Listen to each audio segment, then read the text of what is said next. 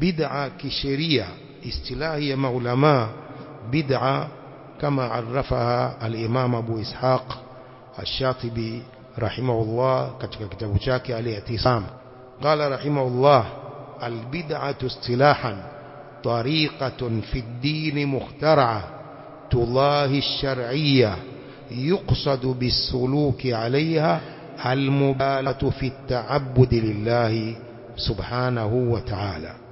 anasema bid'a katika istilahi ya maulama ni njia katika dini iliyozushwa, iliyovumbuliwa. Tariqatun fi dini mukhtar'a, ni njia katika dini iliyovumbuliwa. Tullahi shar'iyya, njia ambayo inafanana na sheria. Mambo ya bid'a yanafanana na sheria, utaona ni kama ibada. Yuqsadu bisuluki alaiha almubalagha fi ta'abbud lillahi subhanahu, hukusudiwa kwa kufuata njia hiyo kuzidisha katika kumwabudu Allah subhanahu wa ta'ala. Hizi ndio bid'a. Wale wanafanya bid'a ni kwamba wanazidisha zile ibada zilizowekwa na Allah, wao wanazidisha. Almubalagha, wanafanya ghulu. Alibadatu tawqifiyya, ibada ni tawqifiyya, zimewekwa hivyo hivyo, haifai kuzidisha wala kupunguza.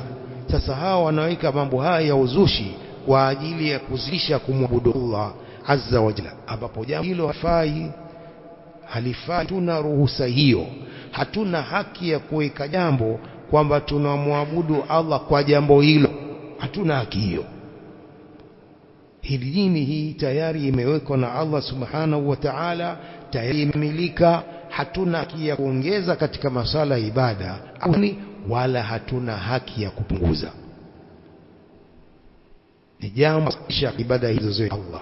Kadhalika ni jambo la makosa kupunguza katika ibada hizi. Al-ibadatu tawqifiyya, na Ahlusunna wal Jamaa wana mpaka kuendelea mpaka siku ya Kiyama, wanaendelea kuwarudi watu wa bid'a na kuwaza makatazo makubwa na kuwazuia kufanya mambo haya ya bid'a zilizoharamishwa.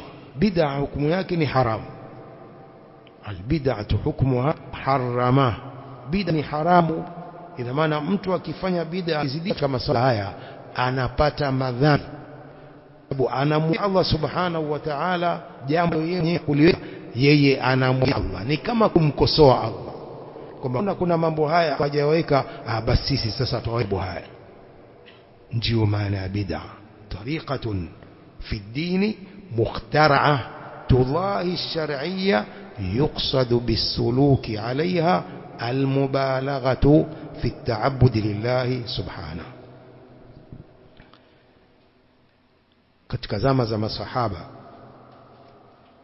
jambo hili la kuwarudi watu wa bid'a na kuwakataza watu wa bid'a wasiendelee na uzushi wao, jambo la kuwarudi limeanza tangu wakati wa masahaba, kwa sababu ni jambo la dini, ni jambo la kukataza munkar. Dini hii imewekwa, umma huu umewekwa kuamrishana mema na kukatazana maovu.